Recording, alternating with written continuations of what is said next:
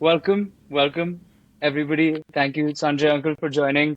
Um, so today we have somebody who has spent time studying at SRCC and IIM. They have spent a career at Arthur Andersen, EY. They have been a chairman of the Singapore Venture and Private Capital Association. They have been a charter member at TAI Singapore. They are a member of the Singapore Fund Directors Association. They have spent a large part of their career at Everstone, working as part of some of the biggest deals. Father of two, some of the best fashion sense that I've ever seen. We have Mr. Sanjay Gujral with us today. Welcome to Panoramic Perspectives with Ribhav and Rohan. We are very happy to have you here. So thank you for joining us. I need to get I Pleasure's need to get mine. straight Thank into you, it. Mike. Yeah, Yeah, let's go for it. I need to get straight into it. How come you never became a personal stylist? Yeah, maybe that's the retirement career, right? It just Oh, that's it insightful. just shows you how risk averse I am. No, that's I've always imagined that you had a career in being a personal stylist. So if you did take it on, Yeah, please consider me your first client and Ribhav your second. We need it. Um, that's a done deal. That's a done deal. Whether I do that professionally or not. nothing else we'd want. So Sanjay Uncle, you've had you've had quite a prolific career, right, through and through for the last 20-25 years. But I want to go back a bit. I want to go back to the time that you were still in college. You did your MBA from IIM, which has an acceptance rate of less than 2%. And I'm quite sure at the time that you went to IIM, it was sub 1%. At that time, what was it that separated you from the other large percentage of people that are applying and trying to get into an IIM and trying to pursue their careers in the industry that you have? I would say on luck. Okay, honestly, That's a luck very humble that way on the day. of saying it. No. Listen, okay. The fact is that academically, you don't reach an iron without some level of consistency in your academic career. Uh, but that being said, there are lots of people with similar academic successes, right? So it's on that day who just ends up shining a bit more. And Rohan, you're a sports guy. Ribam, I don't know so much about you, but a lot of it is really about things clicking on a particular day. And I'd really attribute, that entry vis-a-vis a lot of others to luck playing in my favor on that particular day.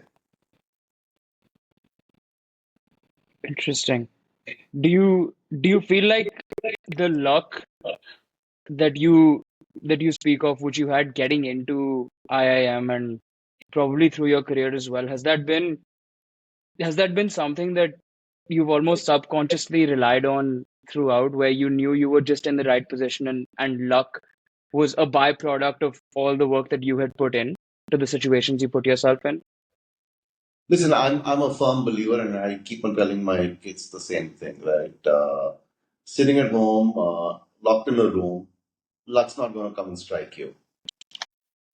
Okay, so for you to say that it's all fate, it's all destiny, it's all luck, that's hogwash.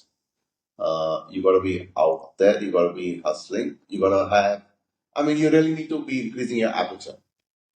And when you do that, you're increasing your chances of getting lucky. Sitting in a room, sitting on a desk, waiting for things to happen, ain't going to cut it. Very interesting.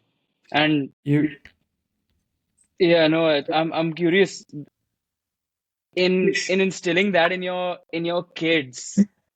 Has that been a challenge? Or, is it kind of just something that you're constantly nurturing over a period of time to make that happen? Listen, each generation is different from the other, and like they say, the time that a child realizes the father was right is when they're trying to instill a certain value in their own kids, right? So it's never it's always dad talk, and sometimes, okay, dad, I hear you, but enough of dad talk out there. But at a subconscious level, I think values do permeate. It's also more about what you say versus what you do, and is there congruence between the two.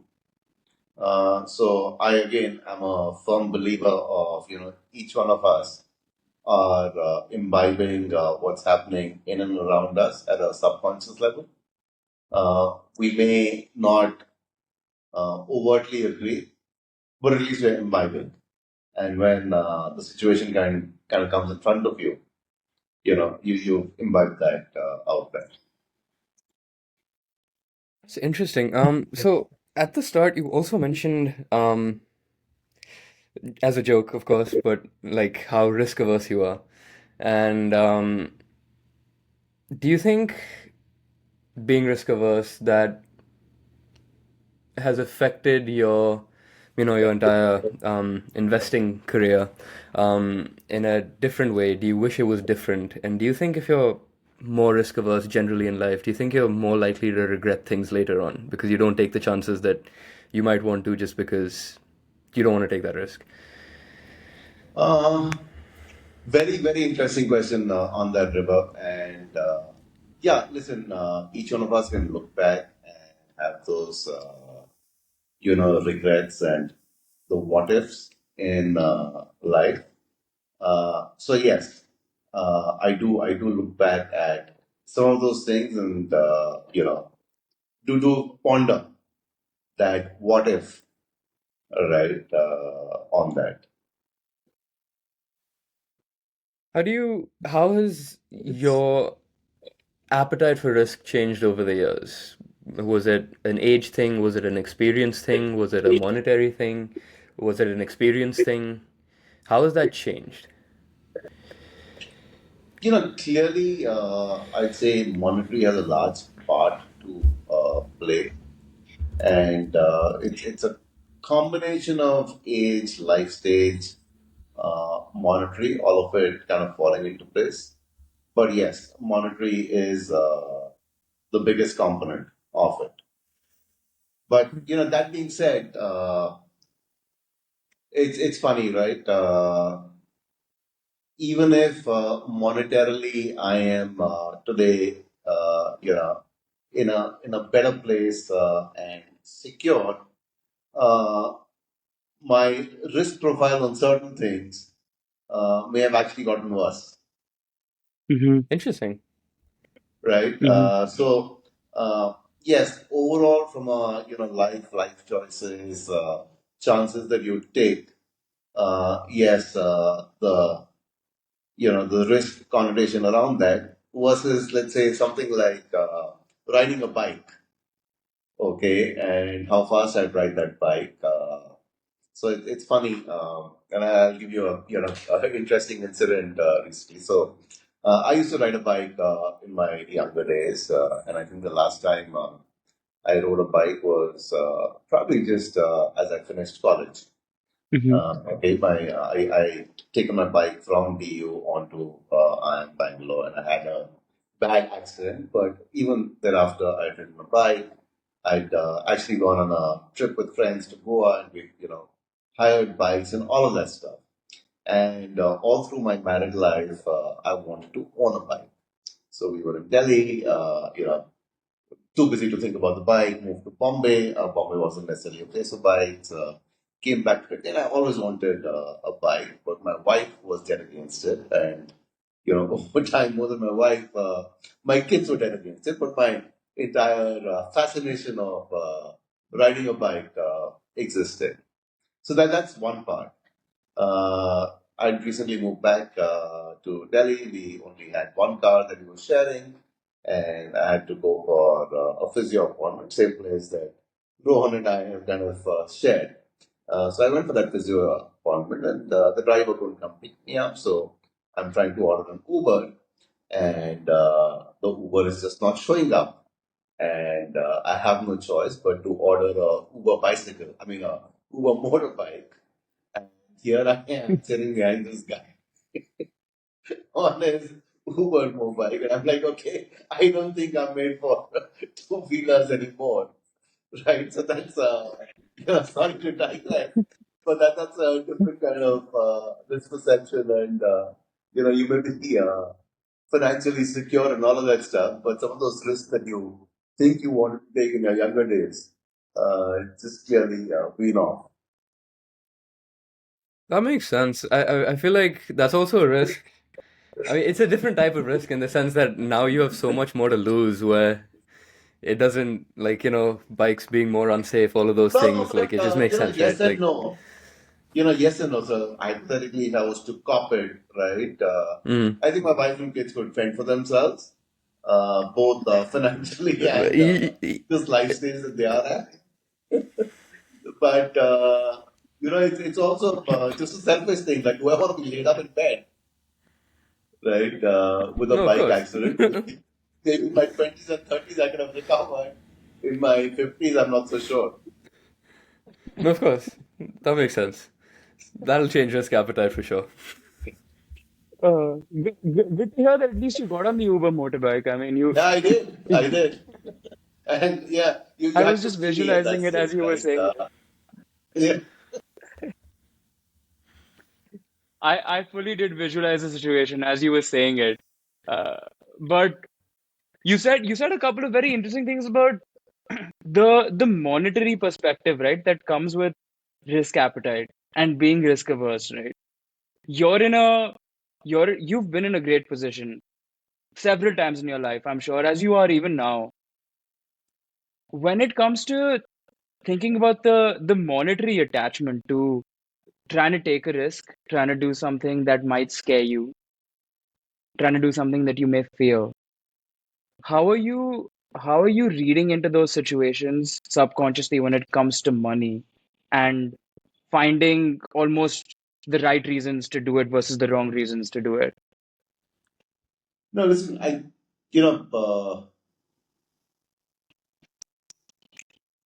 think there can be different ways of approaching that point, Rohan, and each one of us, will be different. I've had friends who've taken those risks very early on in life, Mm-hmm. and it's just the way they've been made up.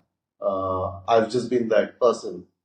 Or forget friends, even I'd say my own brothers, Yep. right? Even from a similar upbringing, they chucked their jobs and went entrepreneurial a lot earlier in life. Mm-hmm. I just not. So it just boils down to individual makeup. And honestly, there is no right or wrong. Yeah, you know, clearly one should look at taking risks earlier in life than later because, and especially you guys are in your mid 20s right now. I'd say the next 3 to 5 years is the time period for you to really take maximum risk, right? Mm-hmm. In terms of what's there. Then once you look at settling down, you got additional responsibilities. You go through that period of roughly 20 years where you become Yeah, extremely risk averse. absolutely. And now I mean, I I've been think through that that stage where I'm coming out of that call it 20 25 year. And literally, my younger one turns 20 later this month. And, so I'm coming out of that entire responsibility mindset, if you may, and saying that, okay, now I'm ready to take a lot more risk than I have. mm-hmm. Mm-hmm. That's that actually segues perfectly into what as you were saying that it took me back to probably your first or second job this was where you joined Arthur Anderson and you spent about 6 or 7 years working with Arthur Yeah. Anderson. That's an interesting place to have worked, right? Just because of all the duress and all the investigation they got into. It's funny because I work at Protivity now, and we are an Arthur Anderson baby. Accenture as well, of course, but Protivity is the other Arthur Anderson baby. In those 6 or 7 years, and in 2002, when they went through that scandal, Was you joining Arthur Anderson at the time that you did a risk in your kind of repertoire of everything you've done in your life, or was it a pretty safe decision you were making? I would say it was a pretty safe decision. And Arthur Anderson was, we all had a few top picks. And clearly in those days, everyone's number, and this for folks coming in from, I guess, the financial world, broadly speaking, number one pick per se used to be McKinsey. Number two pick used to be Bankcam. And then between three and five, Arthur Anderson would clearly fall in within that mix Mm-hmm. of what you'd want, right? So Mm-hmm. yeah, I didn't get McKinsey, I didn't get Bankcam, but I was pretty happy. I was ecstatic when I got Arthur Anderson. And Mm-hmm. so yeah, Arthur Anderson was clearly, was one of my preferred picks, and loved my time there. If 2002 hadn't happened, or if things hadn't gone the way at that stage, I might still have been at Arthur Anderson. It was literally that kind of an institution. And I'd What say What was most of us from that vintage, right, we got mm-hmm. very happily just continued at that institution. what was it about the environment at Arthur Anderson or the people at Arthur Anderson or what drew you so much to that company? Why did you enjoy it so much?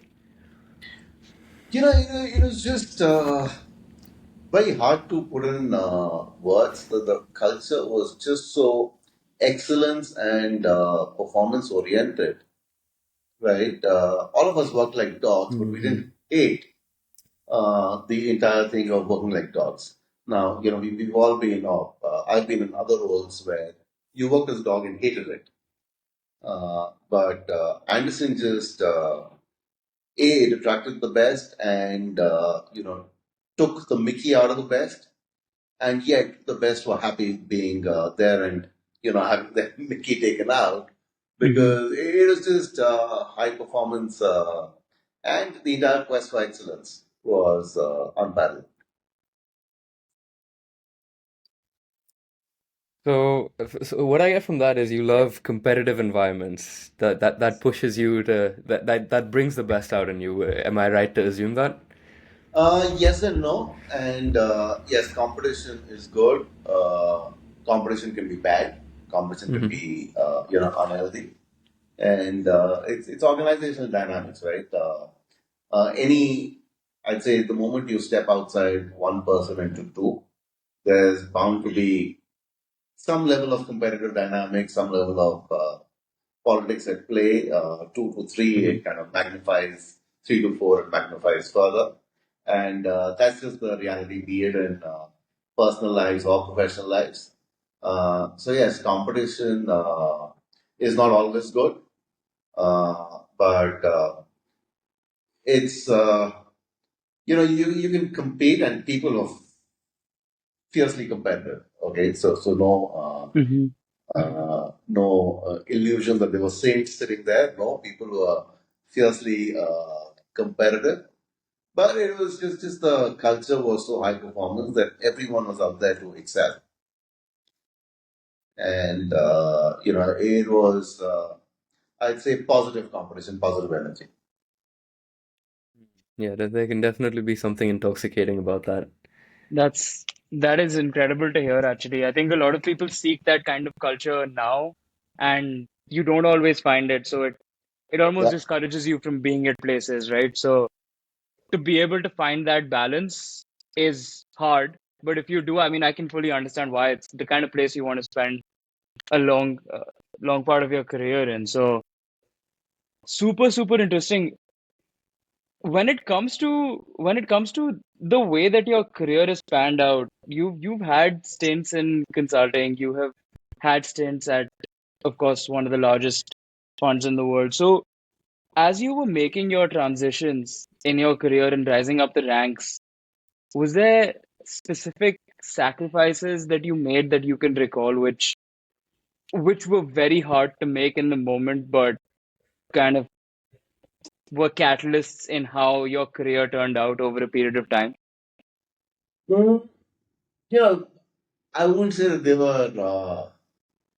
they were true sacrifices in that sense. I'd say my wife probably made more sacrifices than I did in supporting some of those career choices, right? And which are more linked to geography. So yes, I've kind of always been open to, you know, not being fussed about it being in one place and doing what's right for the career from a geography standpoint, and that can be a little tough or a bit tougher on the Yep. partner. But no, I don't think I've personally made too many of those sacrifices. When you're, so as you said, that can be really tough on your partner. For people leading those kinds of lives, but like really early on in relationships or looking for relationships or anything of that sort, what would be your advice on managing that kind of a situation, so that it's not that hard on your partner or on yourself? Yeah, so and again, generationally, I think you guys are a lot more evolved, and you guys discuss these things openly. We just kind of expected things to fall into place, right?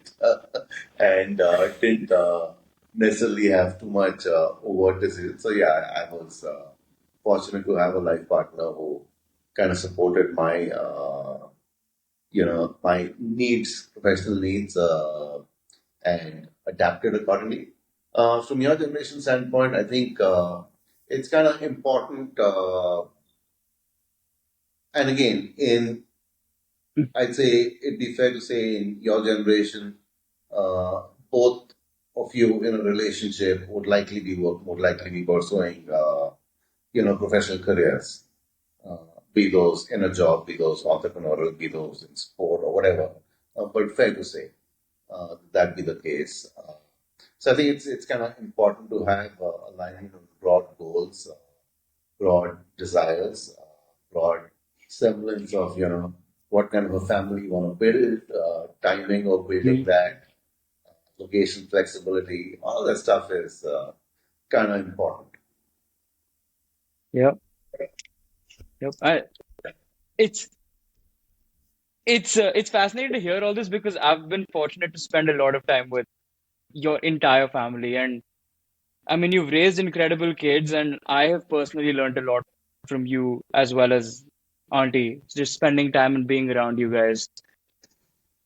For you, having raised two kids, both of whom are doing really well, one has already studied abroad, the other is doing really well studying here.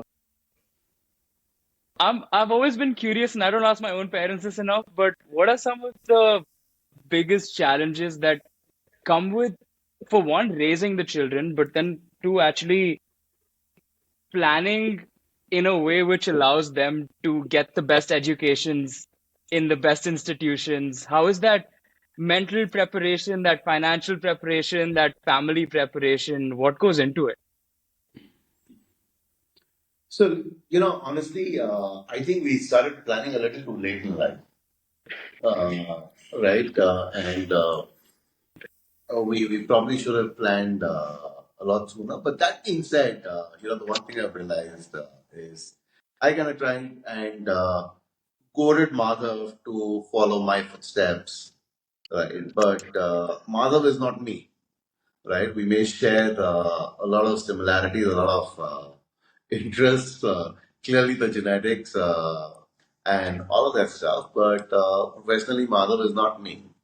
And Hmm. so what, worked for me or may not work for him, and vice versa. And I think it's important for parents to also, be open to that Hmm. feedback loop. And it's about, I think it's the responsibility of parents to create that environment where the kid kind of feels comfortable Yeah.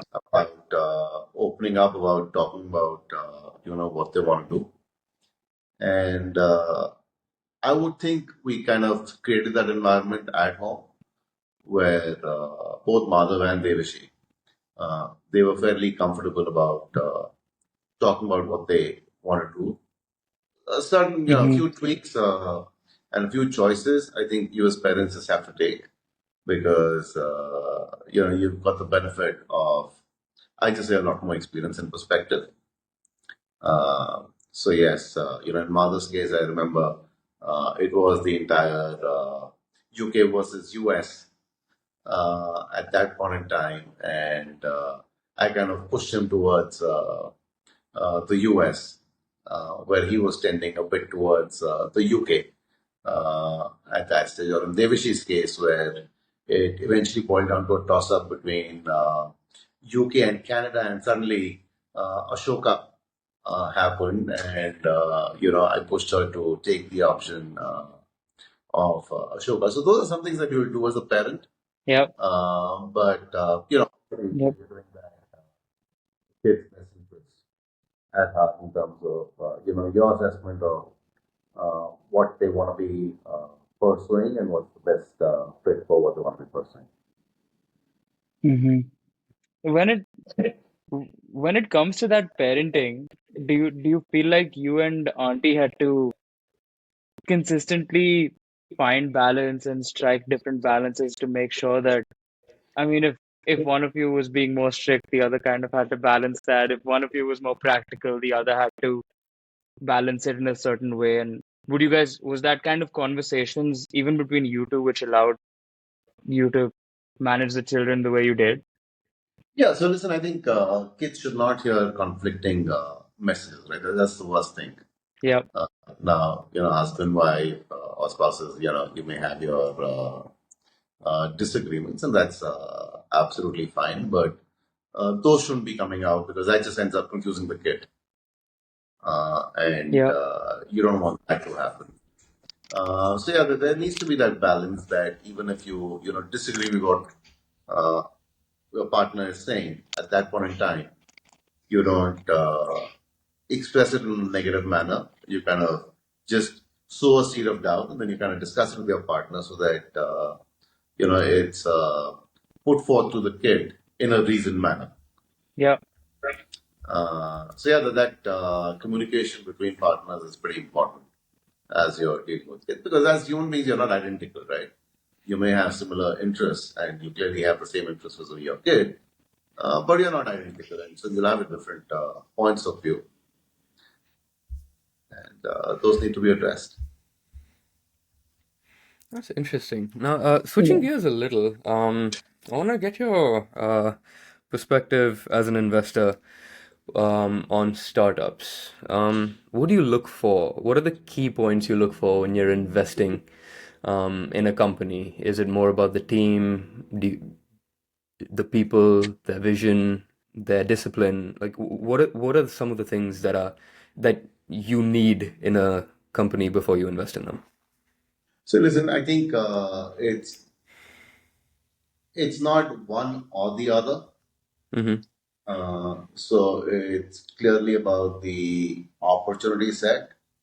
Is the opportunity set meaningful enough?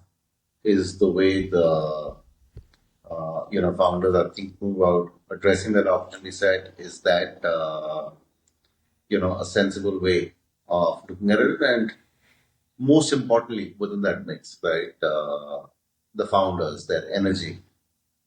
Uh, do you buy into that? And here, we're talking about pretty much at the startup stage. Uh, Mm-hmm. so it's going to be a combination of that. As a, what are some of the most common mistakes that you see founders make? Uh,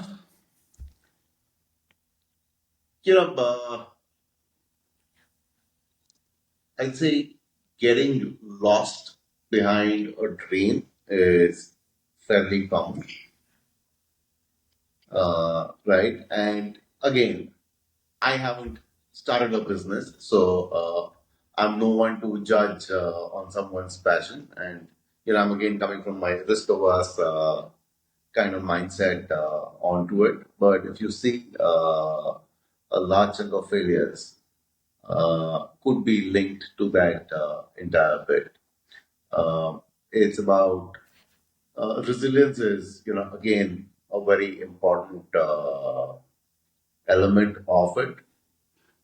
So it's about your openness to feedback, your adaptability, your resilience and grit. And there's a fine balance between resilience and grit and being Mm-hmm. dogmatic, Yeah. right? So how do you draw that balance out there?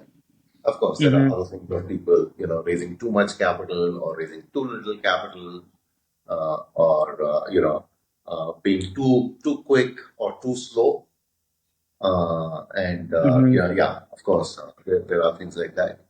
But it's really that balance, I'd say, boiling down grit and resilience versus being dogmatic, and just a fine balance around that. When it comes to the kind of work you've done being at Everstone for as long as you was there any specific or memorable deal that you were a part of, for good or for bad? Maybe it was a mismatch, maybe it was a success story. Was there something memorable? So, I don't want to get into specific deals necessarily, Ron, because, a lot of this can bring out what's privileged information about firms. But yeah, through one's career, there have been memorable deals, both positive, both on the negative. There have been, thank God we didn't do this deal kind of moments Mm-hmm. as well. And shit, why didn't we do this deal kind of moments? When you're in that industry for a long time, you do have your hits and, unlucky misses, thank God misses, and shit, why didn't I, do it? So I'll give you an example. And without naming the firm I was with at that stage, we literally had an opportunity on the platter where there was this company that had invited a large strategic to take a, I would say it was in fact a controlling investment Mm-hmm. by a large strategic. But just to ensure proper dynamics between the founder and the strategic, they decided to invite a third party investor into the cap table, right? Had we done that deal at that stage, and I was pretty keen on doing that deal, but for a variety of reasons we did not. We would have made huge chunk of money. So when things like that happen, or another situation where our entire team was keen on a particular deal, but one of our Mm-hmm. team members decided to spend some time schmoozing with cricketers rather than you know making an appointment with the founder. Yeah. We're losing that deal for that reason, and it goes on to become a home run for somebody else. You feel bad about those things. Mm-hmm. Yeah, that's actually interesting what you said about the cricketers there, because I was curious to ask you, how significant is relationship and people skills and networking in the industry that you have worked in, and for the kind of deals that you're doing with the kind of companies you're working with. Listen, I think relationships in any business are important, Mm-hmm. right? That goes without saying. Relationships are important, but there are different facets of relationships. There are different facets of even the investing business. So, does a guy who is focused on, let's say, risk management within the business, does he necessarily need to have those many external relationships as compared with a guy who's out there generating deals, Mm-hmm. or as compared with a lady who's going out there doing operational value creation? So each of those roles may have different elements of what kind of relationships you need. But yeah, relationships per se are important. Is that a tattoo I see on your left arm? There are two tattoos, both done on the same day, Oh, which everyone interesting. makes fun of me now. But yeah, How this long was ago did this you get was them? this is pretty recent. It was in March this year. Oh, wow, okay. I had gone with a bunch of friends to Goa, and then I decided to stay back. I was looking for some property and decided to stay back. And one day, suddenly, two brokers bailed on me. So suddenly, my calendar kind of opened up. So I said, "Hey, I'm getting bored. What do I do? Let's go get a tattoo done." I went and got one tattoo done, and I'm like, "What the hell? Might as well go get the other arm tattoo." So yeah, I literally spent 7 hours that one single day in the tattoo parlor, Oh, getting this wow. done. How high is your pain tolerance? Sorry, oh, How it's pretty high high. is your? Oh my God. But yeah, honestly, these weren't painful. These weren't painful. I'm not convinced entirely, but I'll take your word. Wow, Yeah. what did you get tattooed? Gods, my two favorite gods. So that's Hanumanji Mm-hmm. Wow. and that's Shivji. Oh, wow. Are you very spiritual or religious? Uh, yeah, I am religious. I am. I would like to think I'm kind of spiritual, but that's always a gray line on how do you define spirituality around that. But yeah, I do tend to be on the right side of things from that standpoint. Yeah. Interesting. When you say like, it's a gray line, how do you define spirituality for yourself? Like, to you, what does it mean to be spiritual? Interesting one. I think it's just for me being spiritual is a belief in a higher energy out there, and trying to find connection with that higher energy. I'm a big believer in karma, Yeah. and trying and minimizing the negative karma. I'm Mm-hmm. also a big believer in dharma, Mm-hmm. and trying and steering to the fulfilling ones. Interesting. That that actually that gets me thinking about so for Ribhav and I think one thing that we hold very dear to our hearts is fitness, and you know this about me as well. Just Yeah. fitness and sport is I kind missed you of at the gym, by priority. the way. I thought I was going to see you this morning.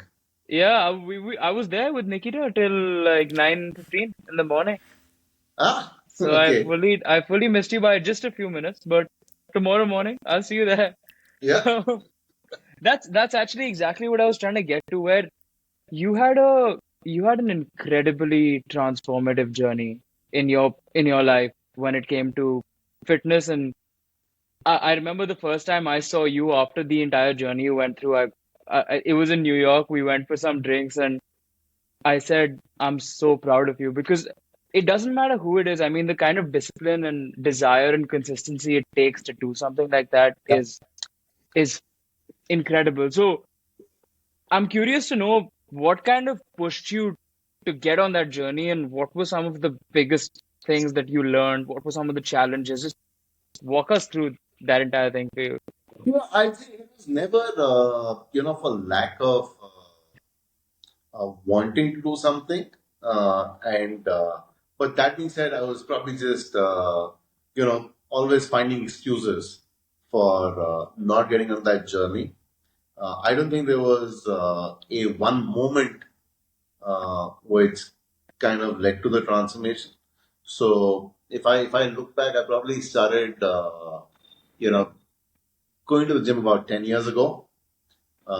Did that for a few years. I'd had issues with my back previously. Some of those issues kind of resurfaced. Uh, but once those issues subsided, I didn't give up and I went back to the gym. Um, I'd say I wasn't losing weight, but I was feeling good about going to the gym. And I'd also, credit a lot of folks that I've been following on social media for not only from a fitness regimen standpoint, but just the entire prioritization of protein. And for me, that was the game changer. That was a game changer in terms of my entire weight loss. I'm still, pretty heavy. I could lose another 30 kgs and, still not look sickly. But I think I'm mentally in a much better place as far as the overall physique goes. Do you, so you said you started about 10 years ago. Do you wish you started it earlier? Oh, I clearly wish I'd started earlier. Yeah. I clearly wish I'd started earlier. Yeah, no, I feel like that's an overarching theme whenever talking about whenever we talk about fitness with almost anyone who hasn't done it since childhood is that they just wish they started earlier. Yeah, It helps with their mental clarity, it helps with their discipline, it just puts a lot of things in life just in place, and so it's always nice to hear about stories where it's helped people in a similar way. yeah. So that's always nice. What's your favorite type of activity to do, like fitness wise? So, I hate cardio. And I'm with you. I'm with Same. you. that's the big grounds of my trainer. That's also the reason why my belly is what it is. Simply because I refuse to do cardio.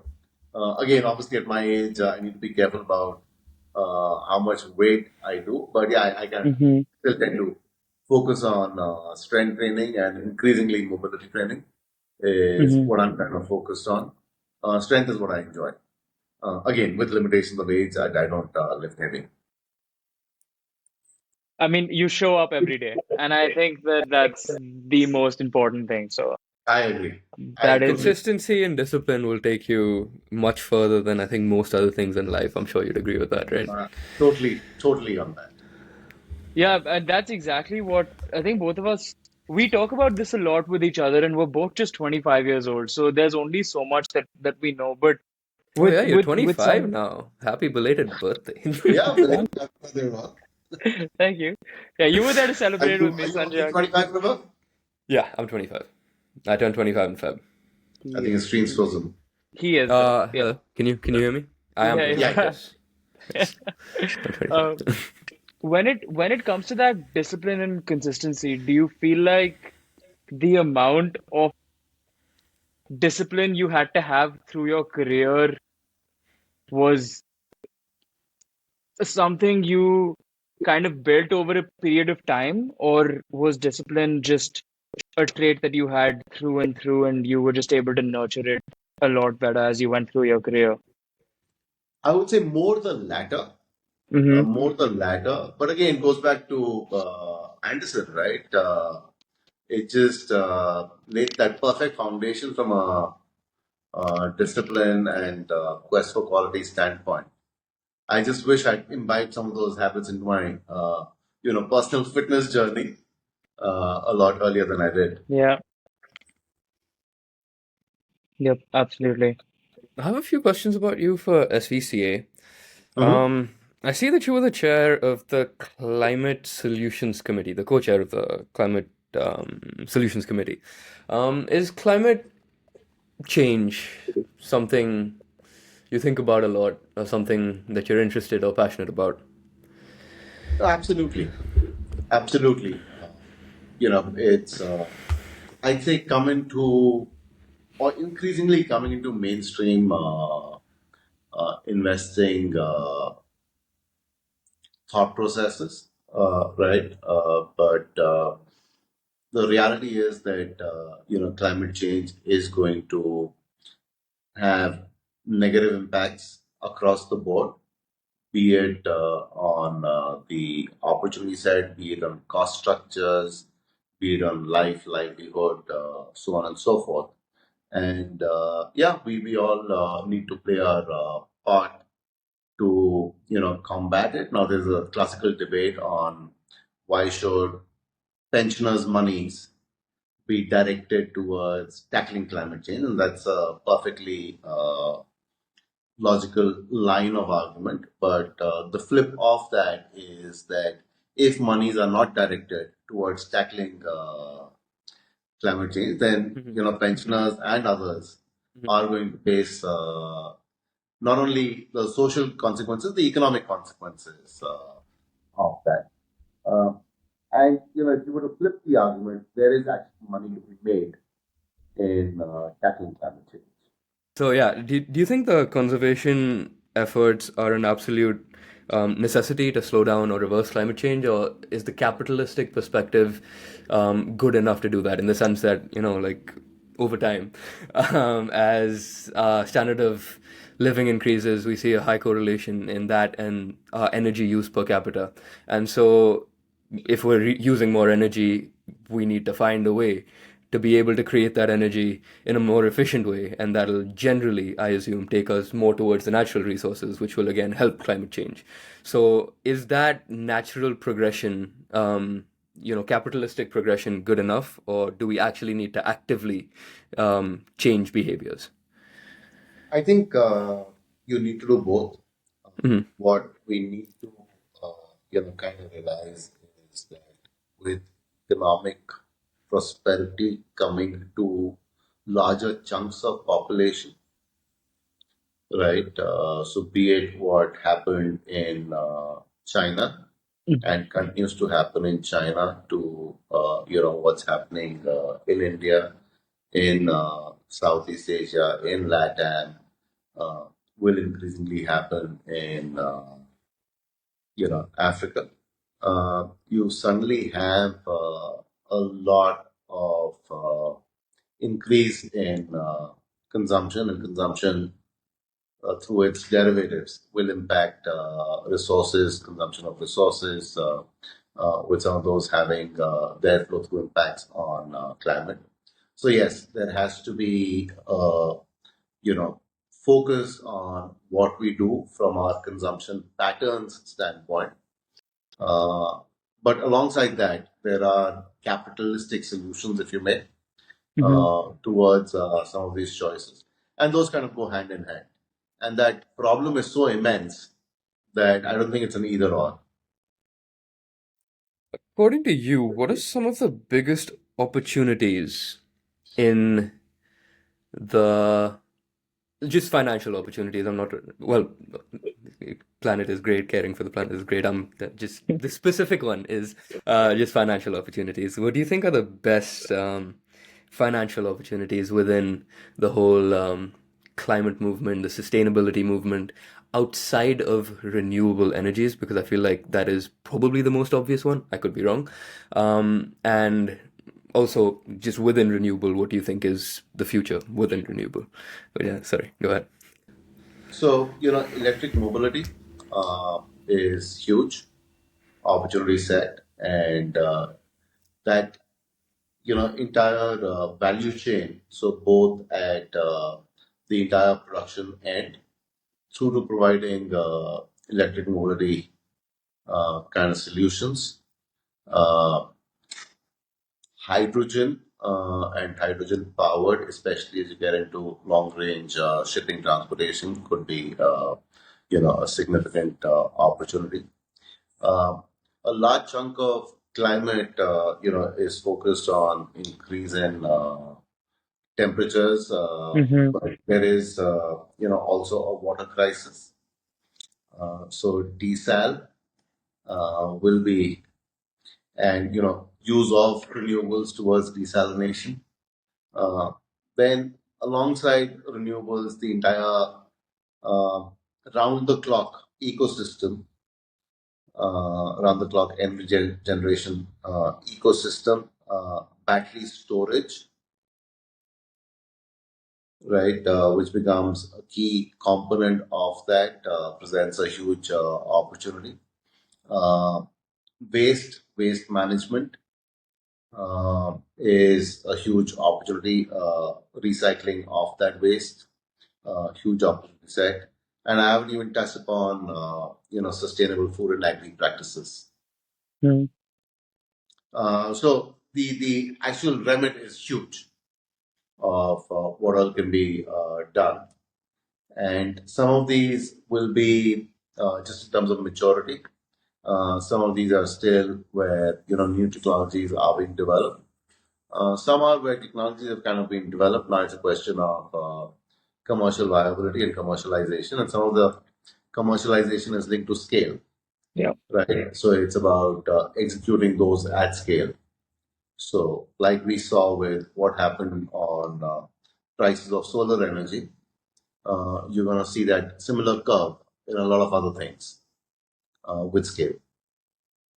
Out of all of these crises that we have, related to climate, related to our planet, sustainability, all of those things, what worries you for the future the most? What are some things that you think, we'll probably just get under control in time? It's on a good trajectory, it'll be fine. And what are some things that you're worried about? Like, we need to put significant resources towards this to solve it. I'm actually not pessimistic on any one thing, and I would say so long as the business and political leaderships are broadly aligned, we'll get there. You know, I don't want to belittle the problem, right? So yes, today not enough resources are going towards meeting that 1.5 degree target. But listen, we as humans have adapted, and we are a resilient species. So I'm not going to be pessimistic either Hmm. on that count. Hmm. That's The interesting. Hmm. the entire climate change crisis clearly, I mean, it's quite expansive, and we're seeing a lot more documentaries talking about it. We're seeing a lot more people come out even on podcasts and speak about the the challenges that come with it. I am actually curious about how you feel when it comes to sustainable food practices Mhm. because it is so significant in our culture, food as a concept. Uh, I mean, how do you perceive the future to be when it comes to sustainable food in particular, and how can we as human beings improve the environment for that?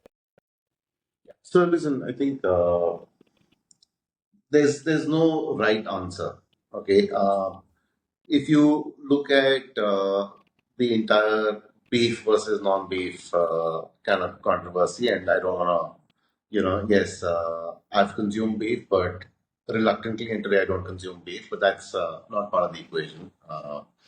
So there is that entire, animal led methane, and you'll have people arguing that methane that the animals expel gets converted, uh, etc., over a period of time. So I don't want to get into that debate, but I'd focus more on with increasing number of people who can afford better quality of food. Per se, the demand for food and agri is going to go up. Uh, the bigger risk really is about how much of harmful chemicals are we as a race uh, consuming, and what can you do from a technological solution standpoint to do that. The entire resurgence, and it's still pretty niche about some of the ancient grains, the millets and so on and so forth. Yeah, we need to be investing on those. Alternative protein, I think the jury's kind of out, and I also, in my mind, am a bit, I don't have a definitive point of view. But yeah, I do buy in somewhat into the alternative protein hypothesis without necessarily buying into some of the products out there. Right.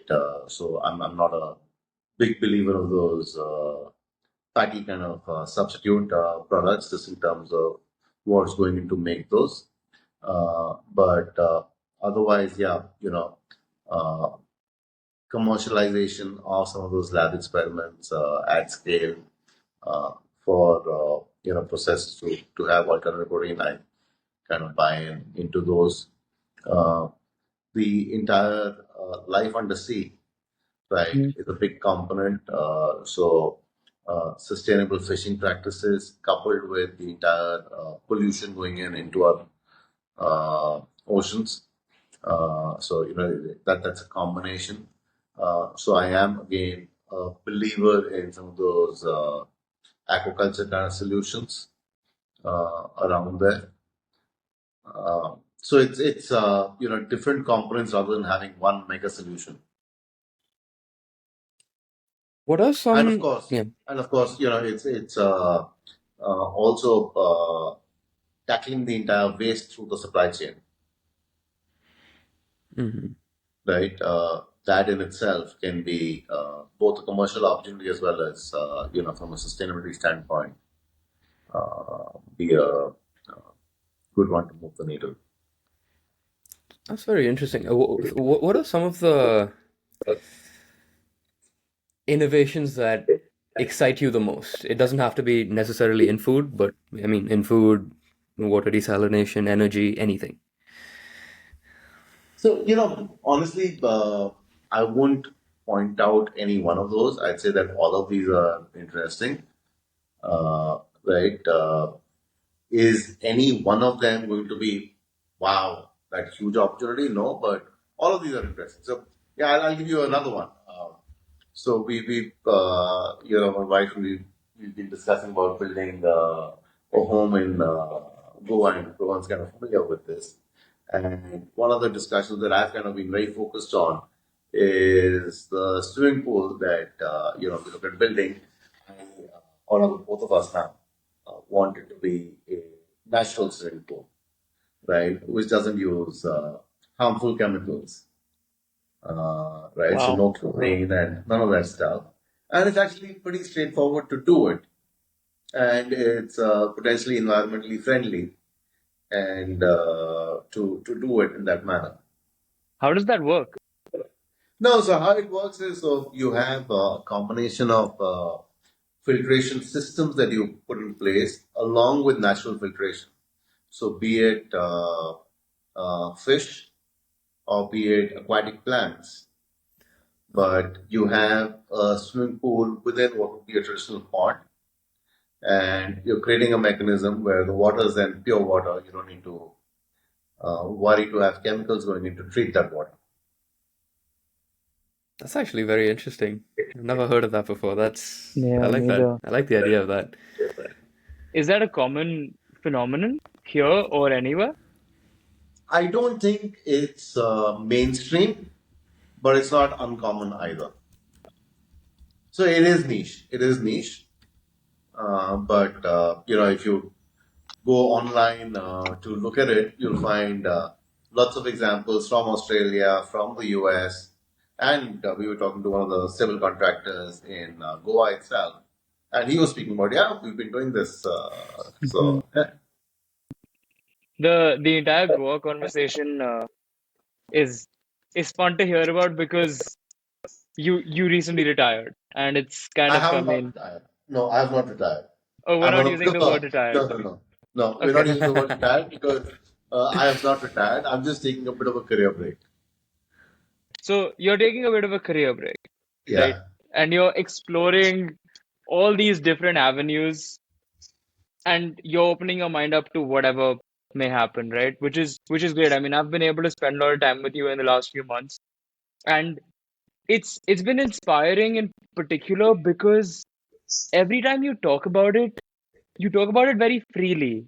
You say, yes, I'm on a career break, and you're very positive. It's always, I'm okay with not knowing what's gonna happen next. I'll figure it out.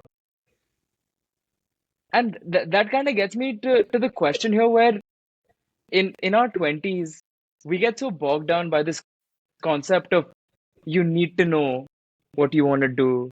You have to be on the right track from day one. I've lived in New York. He lives in Canada. Your son lives in New York, right? You're surrounded by those kind of conversations. Whereas here you are, you've had an incredibly prolific career. And even now you're okay being a little confused, figuring it out. No, So, so I'd actually break that up, Ron, into two components, right? I'd say 20s, your 20s is when you need to figure out your 30s and 40s, which is really the period of, peak financial responsibility coupled with your safety net, right? Mm-hmm. Because that's the time period where you're kind of building those. So, you know, again, you guys are just a few years behind us generationally. So I'd say, between 30 and 55 is that time period where you need some level of certainty on where you're going economically, right? I'm at that stage in my life where I can now focus on, okay, I've done, that part of it. Do I want to do that or do I want to do something different? I'm just taking a career break right now to clear my mind on that element. And it's a very different phase of life. Uh, right? For you guys, some people figure it pretty early. They figure it in their teens. Some take a bit long, and that's okay. Uh, I think what's important is that before you decide to take on other financial responsibilities, be those of a life partner, or be those of your home or your kids, you should have it figured out. What would be your advice for someone in their mid-20s, in their 20s in general, who want to have their own VC firm later on in life? What are some important skills to start developing and to focus on to be successful at that at a later stage in life? Unless outside of course, making money so you can actually invest in things. Outside of that, what are some skills that you would say are important? Aperture, aperture, and that aperture both from a relationship standpoint, right? And that aperture from a knowledge standpoint. What do you mean by So aperture? it's literally, the larger the canvas Mm-hmm.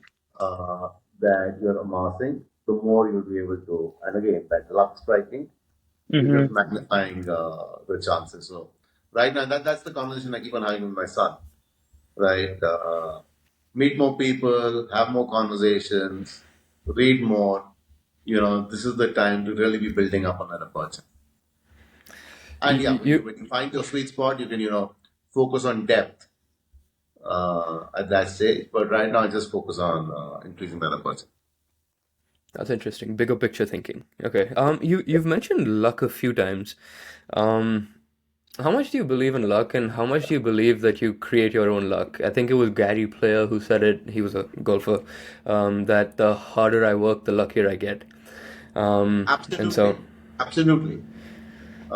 So I would say that again we spoke about spirituality and mhm, religiousness, and so yeah, I think we're just mentally attuned to being grateful for the blessings and kind of believing in karma, and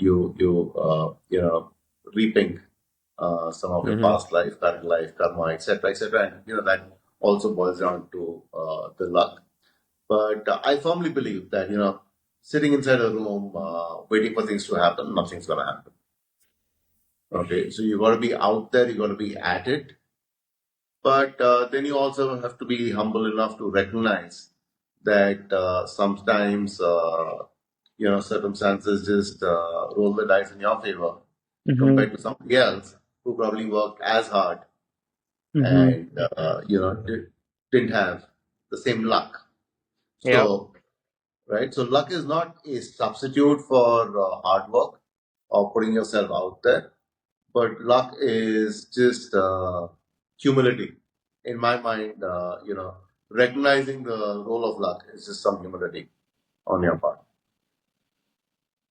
Do you feel like over the years, having met as many people as you have, you can see through people who are trying to show humility but don't really have it? Can you see through liars faster? Can you see through people who are kind of fabricating things a lot faster? So, Rohan, I would say I'm a relatively decent judge of people, but there's always an 80-20, Yeah. right? Some people are just damn good at camouflaging, Mm-hmm. right? And that's where it's double clicking, and sometimes with time that you realize that. But yeah, I'm kind of intuitively inclined towards seeing the goodness in everyone. Yeah. At the same time, someone that I don't get a good vibe from at the outside just takes longer to convince me. Hmm. We were pondering over one or two topics that we just wanted to get your perspective on as we close out. Mm, Something that I think you see a lot is, and especially because you spend a lot of time with our generation, right? Whether it's with us, whether it's with your own kids, what do you think, or what have you noticed in terms of priorities when it comes to our generation, maybe even a generation below me, Diva's generation, for example? And do you kind of see gaps? Do you feel like there's there's some kind of missing passions? Do you feel like there's a lot more passion?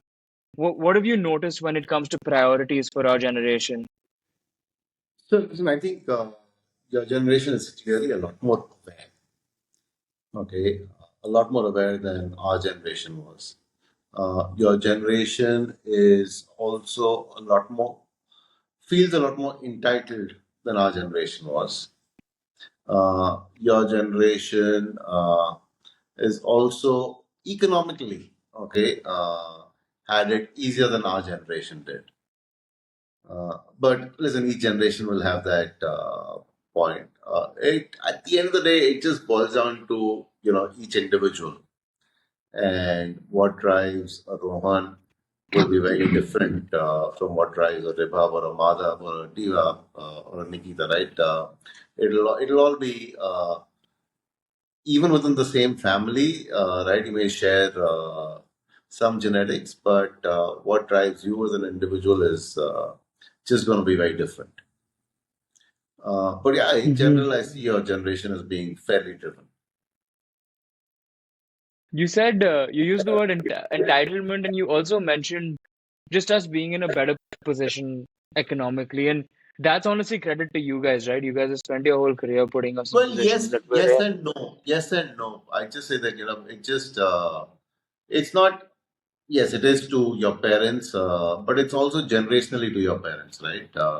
Yeah, Each I don't think, at least culturally, if you look at, parents from India or other, similar cultural ethos, we always want to do the best for our kids, right? right. Our parents want to do the best for us. Do But you it's just feel like that privilege kills hunger? that privilege can kill hunger. That privilege can kill hunger. And yeah, there's enough studies out there that if you look at successful entrepreneurs, right, generational wealth tends to get destroyed by the third generation. And then there's a rebound. So yeah, that privilege can kill hunger. And that being said, I don't think you guys are born into wealth. Yes, you're born into relative affluence as compared with what your parents were born into. But you're not born into wealth. And you still have to, you know, daddy's not living a huge monthly paycheck for you. That's clearly not happening. So you got to fight to make your own thing out there, and you need hunger for that. Um, that's a lot to think about over there. But just before we close out, any advice that you would have for people in their 20s? Just be true to yourselves. Okay.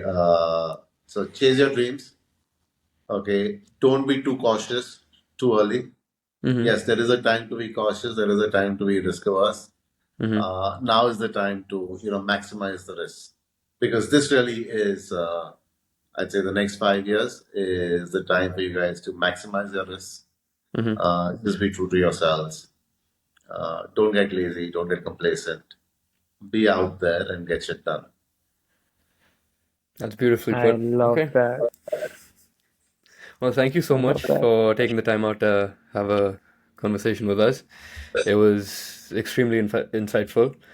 And I think there'll be a lot of people who'll take away a lot of things. Well, if anyone watches us, there'll be a lot of people who'll take away a lot of things from the things that you had to share today. So thank you for that.